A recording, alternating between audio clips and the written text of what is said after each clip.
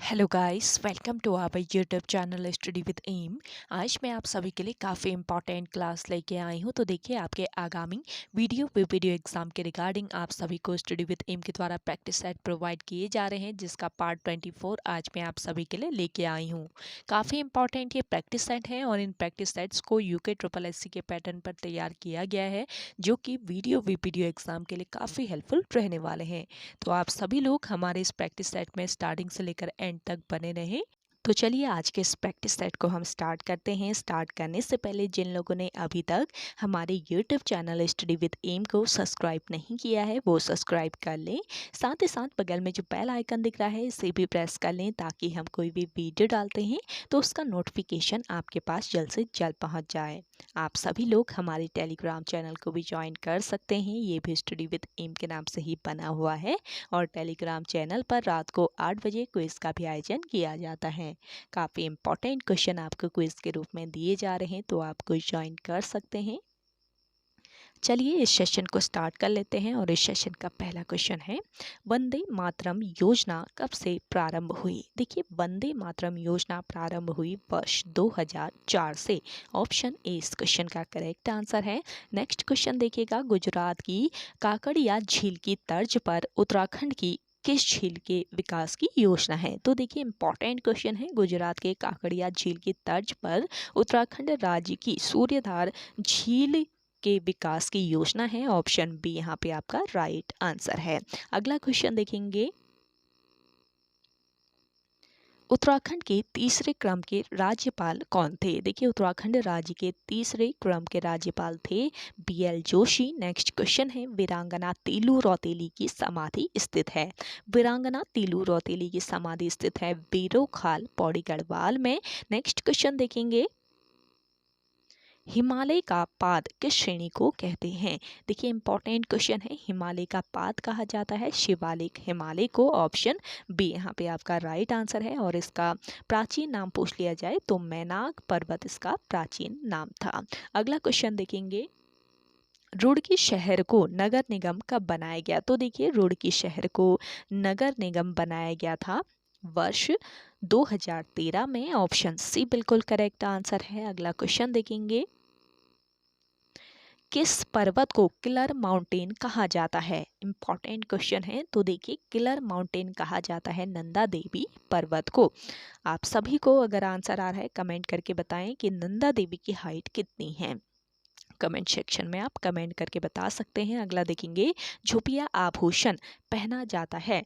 झुपिया नामक आभूषण आपके गले में पहना जाता है। ऑप्शन बी बिल्कुल राइट आंसर है। अगला क्वेश्चन देखिएगा, राज्य की सबसे कम जनसंख्या किस जनपद में है? Most important question. तो देखिए, राज्य की सबसे कम जनसंख्या है रुद्रप्रयाग जनपद में। ऑप्शन सी इस क्वेश्चन का राइट आंसर है। नेक्स्ट क्वेश्चन देखेंगे, सिपैया किस प्रकार का नृत्य है? सिपैया जो है ये आपका देश प्रेम नृत्य है। तो ऑप्शन ए बिल्कुल राइट आंसर हो जाएगा। अगला देखेंगे, पर्वतीय शीतोष्ण वन कितनी ऊंचाई पर पाए जाते हैं? तो देखिए, पर्वतीय शीतोष्ण वन पाए जाते हैं 1800 से लेकर 2700 मीटर की ऊंचाई पर। ऑप्शन बी यहाँ पे आपका राइट आंसर है। नेक्स्ट क्वेश्चन देखेंगे, बाज यानी कि इसका वैज्ञानिक जो नाम है ये क्या है? क्वार्कस ल्यूकोटाइकोफोरा। तो बाज वृक्ष है, ये किस प्रकार का वृक्ष है ये बताना है, और वैज्ञानिक नाम इसका याद रखेंगे, इंपॉर्टेंट है। तो देखिए, बाज वृक्ष है आपका शीतोष्ण कटिबंधीय वृक्ष, यानी कि ऑप्शन ए यहाँ पे आपका बिल्कुल राइट आंसर है। अगला क्वेश्चन देखेंगे, मिरासी जाति के लोग कौन सा वाद्य यंत्र प्रयोग करते हैं? तो देखिए, मिरासी जाति के जो लोग होते हैं ये सारंगी वाद्य यंत्र का प्रयोग करते हैं। ऑप्शन सी बिल्कुल राइट आंसर है। नेक्स्ट क्वेश्चन है, वर्मी बुग्याल स्थित है? तो वर्मी जो बुग्याल है आपका ये स्थित है रुद्रप्रयाग जनपद में। ऑप्शन बी इस क्वेश्चन का राइट आंसर है। अगला देखेंगे, राज्य में विश्वविद्यालय खोलने का प्रस्ताव किसने उत्तर प्रदेश विधानसभा में रखा था? मोस्ट इम्पॉर्टेंट क्वेश्चन है। तो देखिए, राज्य में विश्वविद्यालय खोलने का प्रस्ताव उत्तर प्रदेश विधानसभा में रखा था नारायण दत्त तिवारी ने। ऑप्शन सी यहाँ पे आपका राइट आंसर हो जाएगा। अगला क्वेश्चन देखेंगे, हरिद्वार की अधिष्ठात्री देवी किसे माना जाता है? देखिए, हरिद्वार की अधिष्ठात्री देवी माना जाता है किसे? माया देवी को। ऑप्शन सी यहाँ पे आपका राइट आंसर है। अगला क्वेश्चन देखेंगे, राज्य में राजस्व पुलिस व्यवस्था कब से लागू हुई थी? ये भी आपका काफी महत्वपूर्ण क्वेश्चन है। तो राज्य में राजस्व पुलिस व्यवस्था लागू की गई थी 1874 में। वर्ष 1874 से राज्य में राजस्व पुलिस व्यवस्था लागू की गई थी। चलिए, नेक्स्ट क्वेश्चन है, पद्म भूषण सम्मान 2020 से सम्मानित डॉक्टर अनिल प्रकाश जोशी का संबंध किस जनपद से है? तो देखिए, डॉक्टर अनिल प्रकाश जोशी जो हैं, इन्हें सम्मानित किया गया था पद्म भूषण सम्मान 2020 से, और इनका संबंध है पौड़ी गढ़वाल से। तो ऑप्शन ए यहाँ पे आपका बिल्कुल करेक्ट आंसर है। नेक्स्ट क्वेश्चन देखेंगे, एवरेस्ट पर चढ़ने वाले राज्य के प्रथम व्यक्ति कौन है? एवरेस्ट पर चढ़ने वाले राज्य के प्रथम व्यक्ति है हरिश्चंद्र रावत। नेक्स्ट क्वेश्चन है, पटवारी घराट एवं चाय किनकी पुस्तक है? तो देखिए, पटवारी घराट एवं चाय ये पुस्तक है R.S. टोलिया की। ऑप्शन बी यहाँ पे आपका राइट आंसर है। नेक्स्ट क्वेश्चन है, ओलंपिक 2020 में भारत की तरफ से पहला पदक किसने जीता है? तो देखिए, ओलंपिक 2020 में भारत की तरफ से पहला पदक जीता है किसने? मीराबाई चानू ने। नेक्स्ट क्वेश्चन देखेंगे, केदारनाथ आपदा के कारण मलबे में समा गए किस कुंड को अभी हाल ही में नेहरू पर्वतारोहण संस्थान ने खोज निकाला? तो इस कुंड का नाम क्या है बताना है। तो करेक्ट आंसर है आपका उदक कुंड। ऑप्शन ए यहाँ पे आपका राइट आंसर है। अगला क्वेश्चन देखेंगे, बद्रीनाथ की चतुर्मुखी मूर्ति कहाँ से लाई जाती है?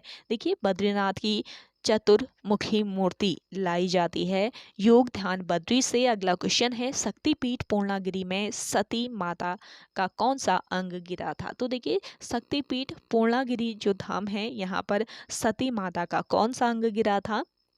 नाभि का भाग यहाँ पे गिरा हुआ था सती माता का। अगला क्वेश्चन है, टिम्मरसैन महादेव मंदिर स्थित है? टिम्मरसैन महादेव का मंदिर स्थित है आपके चमोली जनपद में। ऑप्शन ए इस क्वेश्चन का बिल्कुल करेक्ट आंसर है।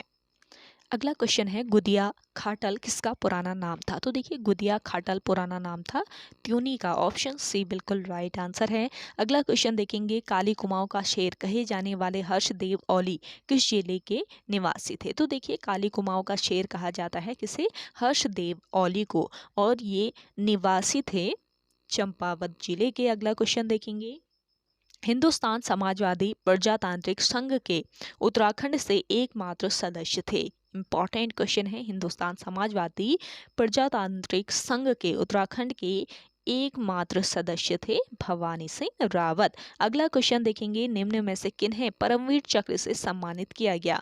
देखिए, परमवीर चक्र से सम्मानित किया गया था इनमें से किसको? मेजर सोमनाथ शर्मा और मेजर शैतान सिंह दोनों को किया गया था। तो ऑप्शन सी बिल्कुल राइट आंसर है। अगला देखेंगे, निम्न उद्योगों व स्थान में कौन सुमेलित नहीं है? तो देखिए, उद्योग और स्थान आपको यहाँ पे दिए गए हैं, कौन सुमेलित नहीं है ये बताना है। तो कत्था उद्योग देहरादून ये आपका सुमेलित नहीं है। अगला क्वेश्चन देखेंगे, निम्न में कौन सा विकल्प सुमेलित नहीं है? खेल और संबंध यहाँ पे दिया गया है, तो आपको बताना है कौन सा सुमेलित नहीं है खेल और संबंध से।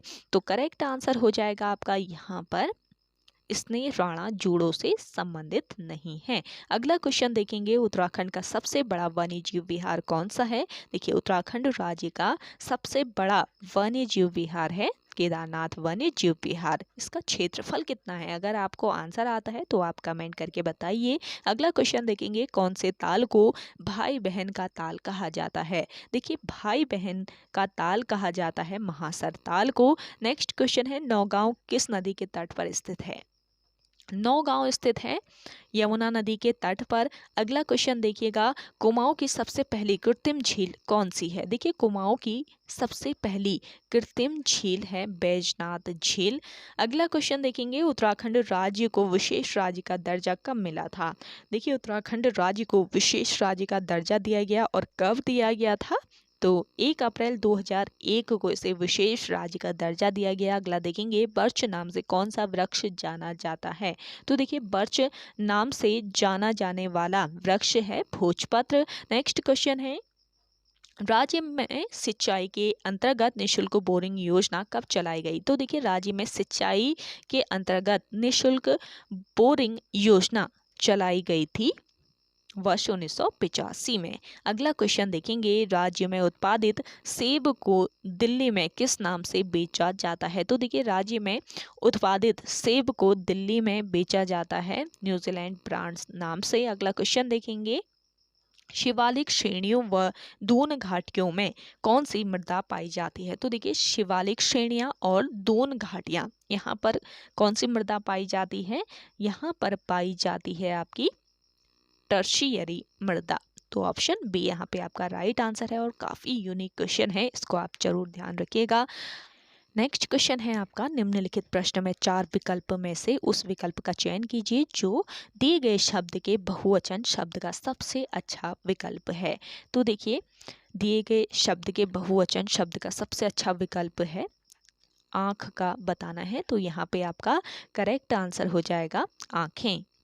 अगला क्वेश्चन देखेंगे, निम्न प्रश्न में 4 विकल्पों में से उस विकल्प का चयन करें जो रिक्त स्थान के लिए उपयुक्त शब्द का सही विकल्प है। तो यहाँ पे रिक्त स्थान भर लेना है दिए गए ऑप्शन में से, वहाँ सब प्रकार के डैश उपलब्ध हैं। तो देखिए यहाँ पर करेक्ट आंसर आपका हो जाएगा वस्तुएं, वहां सब प्रकार की वस्तुएं उपलब्ध हैं।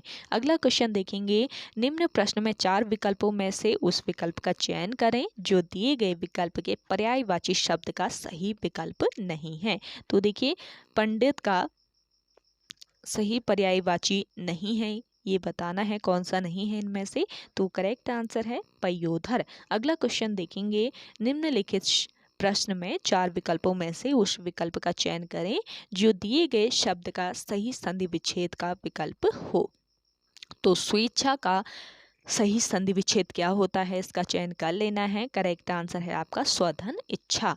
अगला क्वेश्चन देखेंगे, निम्नलिखित प्रश्न में 4 विकल्पों में से उस विकल्प का चयन करें जो दिए गए शब्द के पर्यायवाची शब्द का सही विकल्प नहीं है। तो अग्नि का सही पर्यायवाची कौन सा नहीं है इनमें से ये बताना है। तो यहाँ पे राइट आंसर हो जाएगा आपका सलिल, जो आपका अग्नि है इसका पर्यायवाची नहीं है सलिल। अगला क्वेश्चन देखेंगे, निम्न प्रश्न में 4 विकल्पों में से उस विकल्प का चयन करें जो दिए गए समानार्थी शब्द का विकल्प नहीं है। तो देखिए प्राज्ञ का समानार्थी शब्द कौन सा नहीं है ये बताना है। तो अवमति आपका यहाँ पे करेक्ट आंसर है। अगला क्वेश्चन देखेंगे, निम्नलिखित प्रश्न में 4 विकल्पों में से उस विकल्प का चयन करें जो कोष्टक में दिए गए शब्द के अनुसार मध्यम पुरुषवाचक सर्वनाम का सही विकल्प हो।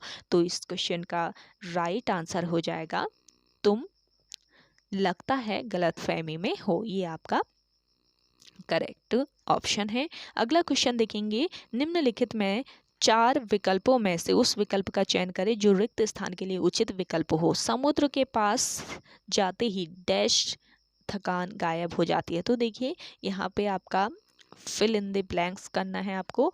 करेक्ट आंसर हो जाएगा आधी, आधी थकान गायब हो जाती है समुद्र के पास जाते ही। अगला क्वेश्चन देखेंगे, निम्नलिखित प्रश्न में 4 विकल्पों में से उस विकल्प का चयन करें जो दिए गए शब्द का स्त्रीलिंग शब्द वाला विकल्प है। तो देखिए चौधरी का स्त्रीलिंग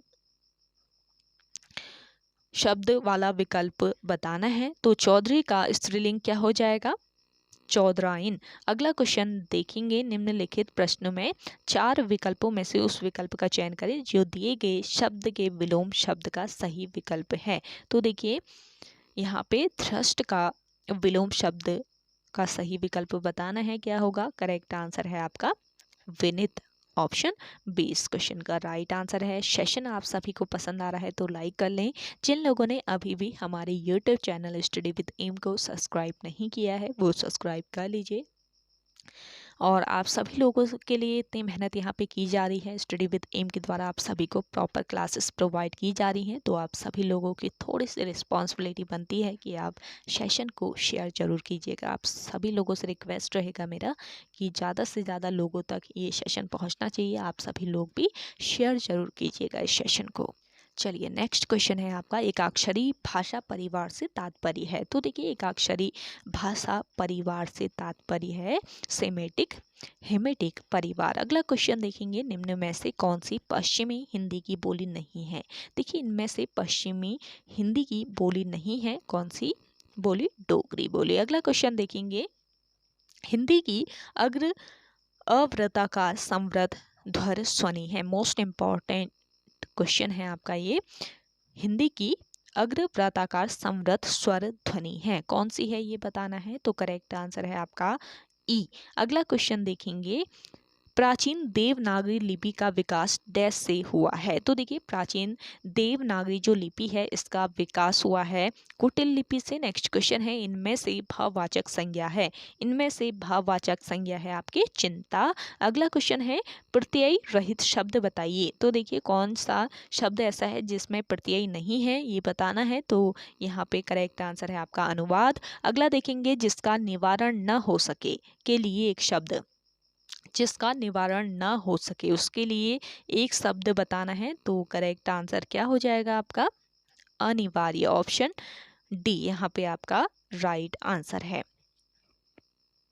चलिए अगला क्वेश्चन है, भला मैं क्या कर सकता हूँ वाक्य में भला शब्द है। तो देखिए भला मैं क्या कर सकता हूँ वाक्य में भला शब्द है अव्यय। अगला क्वेश्चन है आपका, वह कार मेरी है वाक्य में कौन सा कारक है। तो देखिए वह कार मेरी है, इस वाक्य में कारक बताना है कौन सा है। तो संबंध कारक है इसमें। ऑप्शन बी इस क्वेश्चन का राइट आंसर हो जाएगा। अगला देखेंगे, श्रोता के लिए किस सर्वनाम का प्रयोग होता है। श्रोता के लिए मध्यम पुरुष सर्वनाम का प्रयोग होता है। अगला क्वेश्चन है, भारत का महान्यायवादी कब तक पद धारण करता है। तो देखिए भारत का जो महान्यायवादी होता है ये पद धारण कब तक करता है? राष्ट्रपति के प्रसाद पर्यंत ये पद धारण करता है। अगला है आपका, उच्च न्यायालय में बकाया कार्य को निपटाने के लिए राष्ट्रपति अपर न्यायाधीश की नियुक्ति अधिक से अधिक कितने समय के लिए कर सकता है। तो इस क्वेश्चन का करेक्ट आंसर हो जाएगा 2 वर्ष के लिए। ऑप्शन सी यहाँ पे आपका बिल्कुल राइट आंसर है। अगला क्वेश्चन देखेंगे, किसी राज्य में सामान्यतः किसके परामर्श से राष्ट्रपति शासन लागू किया जाता है। तो देखिए किसी राज्य में किसके परामर्श पर राष्ट्रपति शासन लागू होता है? राज्यपाल के परामर्श पर। ऑप्शन ए यहाँ पे आपका राइट आंसर है।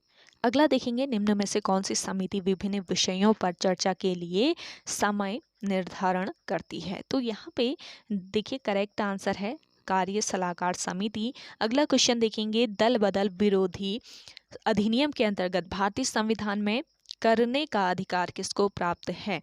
तो देखिए दल विरोधी अधिनियम के अंतर्गत भारतीय संविधान में करने का अधिकार किसको प्राप्त है ये बताना है। तो यहाँ पे आपका राइट आंसर हो जाएगा, देखिए लोकसभा अध्यक्ष को कार्य करने का अधिकार किसको? लोकसभा अध्यक्ष को प्राप्त है। अगला क्वेश्चन देखेंगे, भारतीय संविधान में मूलभूत अधिकार किस संविधान से लिए गए हैं। भारतीय संविधान में मूलभूत अधिकार लिए गए हैं संयुक्त राज्य अमेरिका से। अगला क्वेश्चन देखेंगे, संविधान के किस भाग में संविधान संशोधन की प्रक्रिया का उल्लेख है। तो देखिए संविधान के किस भाग में, ये भाग है आपका भाग 20 जिसमें संशोधन प्रक्रिया का उल्लेख किया गया है, यानी कि ऑप्शन सी बिल्कुल राइट आंसर है एंड मोस्ट इंपॉर्टेंट आपका ये क्वेश्चन है। अगला देखेंगे, निम्नलिखित में से किस अमेरिकी राष्ट्रपति ने वर्ष 1972 में राजनयिक संबंधों को मजबूत करने के लिए चीन का दौरा किया था। तो देखिए ये अमेरिकी राष्ट्रपति थे रिचर्ड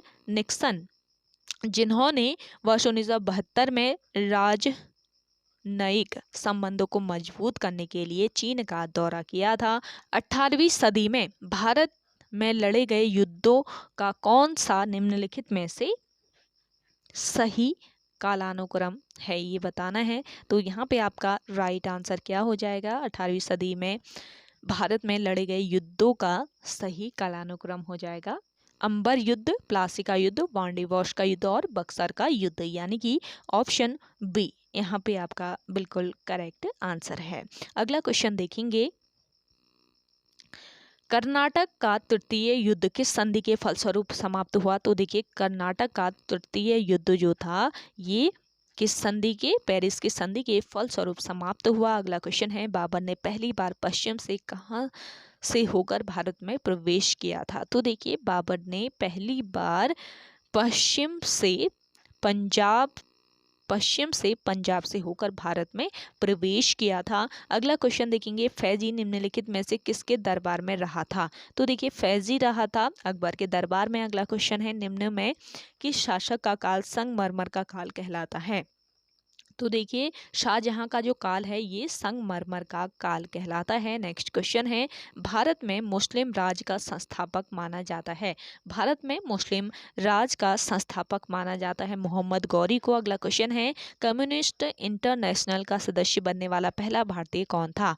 कम्युनिस्ट इंटरनेशनल का सदस्य बनने वाला पहला भारतीय था M.N. रॉय। ऑप्शन ए यहाँ पे आपका राइट आंसर है। अगला क्वेश्चन है, कांग्रेस का प्रथम विभाजन 1907 के सूरत अधिवेशन में हुआ था, इसका दूसरा विभाजन कब हुआ था? तो देखिए कांग्रेस का जो दूसरा विभाजन हुआ था ये हुआ था मुंबई अधिवेशन में। कब हुआ था? वर्ष 1918 में। अगला क्वेश्चन देखेंगे, नेहरू रिपोर्ट को अंतिम रूप से अगस्त 1928 में आयोजित सर्वदलीय सम्मेलन में स्वीकार किया गया था। इस सम्मेलन की अध्यक्षता किसने की थी? तो देखिए नेहरू रिपोर्ट को अंतिम रूप से अगस्त 1928 में आयोजित सर्वदलीय सम्मेलन में स्वीकार किया गया था और इस सम्मेलन की अध्यक्षता की गई थी डॉक्टर अंसारी के द्वारा। अगला क्वेश्चन देखेंगे, निम्नलिखित में से किसने सभी 3 गोलमेज सम्मेलनों में भाग लिया था? तो देखिए तीनों गोलमेज सम्मेलन में भाग लिया था किसने? B.R. अम्बेडकर ने। अगला क्वेश्चन है, विश्व का सबसे ऊंचा जलप्रपात किस देश में स्थित है?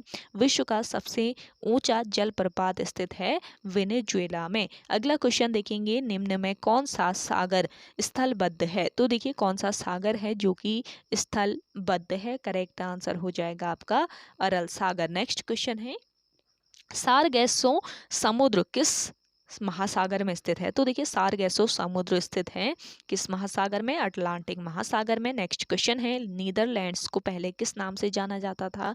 नीदरलैंड्स जो है आपका पहले जाना जाता था हॉलैंड के नाम से। अगला क्वेश्चन देखेंगे, सर्वाधिक जनसंख्या घनत्व वाला देश है? तो देखिए सर्वाधिक जनसंख्या घनत्व वाला देश है आपका सिंगापुर। नेक्स्ट क्वेश्चन है, उत्तर पश्चिम में स्थित पर्वत है?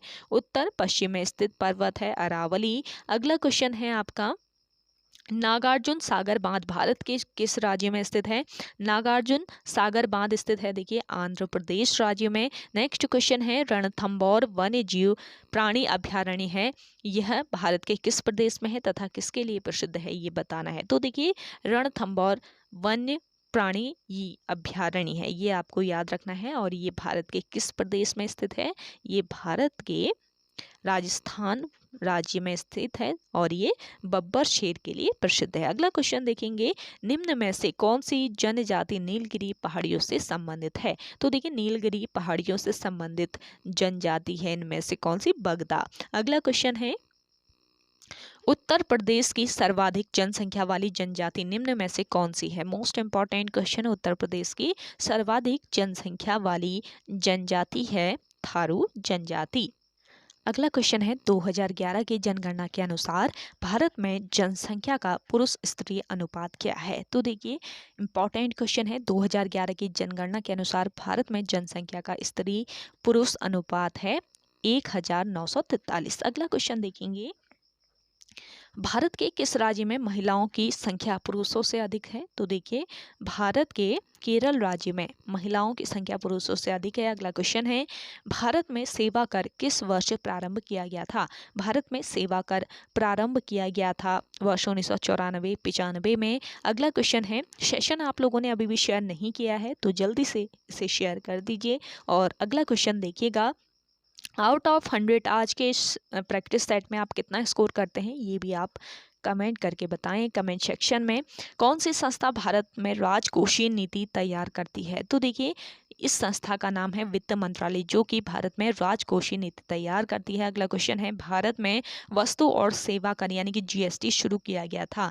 भारत में जीएसटी शुरू किया गया था 1 जुलाई 2017 से। अगला क्वेश्चन देखेंगे, संयुक्त राज्य अमेरिका में शून्य आधारित बजट तकनीक को सर्वप्रथम कब अपनाया गया? तो देखिए, संयुक्त राज्य अमेरिका में शून्य आधारित बजट तकनीक को सर्वप्रथम अपनाया गया था वर्ष 1977 में। अगला क्वेश्चन है आपका, 22 फरवरी 2002 को शुक्रवार था, 15 मार्च 2008 को कौन सा दिन था? तो देखिए, 15 मार्च 2008 को बताना है कौन सा दिन था। करेक्ट आंसर हो जाएगा आपका यहाँ पे शनिवार। अगला क्वेश्चन है, अज्ञान गरीबी, यहाँ पे एक शब्द युग्म का जोड़ा बना दिया गया है, तो ऐसे ही यहाँ पे एक शब्द युग्म आपको और बनाना है, चूज कर लेना है दिए गए ऑप्शन में। तो करेक्ट आंसर हो जाएगा इस क्वेश्चन का शिक्षा धन। अगला क्वेश्चन देखेंगे, दी समरूपता के आधार पर नहीं दिया गया शब्द अक्षर या शब्द युग्म अक्षर युग्म ज्ञात करें। तो देखिए, यहाँ पे आपको शब्द अक्षर युग्म दिया गया है, कुर्सी, बैठना, ऐसे ही प्लेट, खाना, एक युग्म आपका ये बना, दूसरा ये बना, और तुला का क्या युग्म बनेगा किसके साथ? तो ये बताना है। करेक्ट आंसर हो जाएगा वजन, तुला वजन, ये आपका एक युग्म बन जाएगा। अगला क्वेश्चन देखेंगे, सूचनाएं एक यूनिट से दूसरी यूनिट तक ले जाने व उन्हें वापस लाने का काम कौन करता है? सूचनाएं एक यूनिट से दूसरे यूनिट तक ले जाने व उन्हें वापस लाने का काम करता है कौन? डाटाबेस। अगला क्वेश्चन देखेंगे, IBM का अर्थ है। तो देखिए, IBM का क्या अर्थ होता है? International business machine. अगला क्वेश्चन है, डैश संपूर्ण कंप्यूटर प्रणाली के संप्रेषण नियंत्रण करता है। तो देखिए, क्या करता है बताना है, इनमें से चूज कर लेना है। तो मदरबोर्ड जो है ये संपूर्ण कंप्यूटर प्रणाली के लिए संप्रेषण नियंत्रण करता है, यानी कि ऑप्शन सी यहाँ पे आपका बिल्कुल राइट आंसर हो जाएगा। तो ओके गाइस, आज के इस प्रैक्टिस सेट में इतना ही। आई होप आप सभी को आज का ये प्रैक्टिस सेट काफ़ी पसंद आया होगा। अगर आप सभी को आज का ये प्रैक्टिस सेट पसंद आता है तो आप सभी लोग इसे लाइक कीजिएगा, शेयर कीजिए। जिन लोगों ने अभी भी हमारे YouTube channel study with M को सब्सक्राइब नहीं किया है वो सब्सक्राइब कर लें। तो चलिए, मिलते हैं एक नेक्स्ट इंटरेस्टिंग वीडियोज़ के साथ, तब तक के लिए धन्यवाद।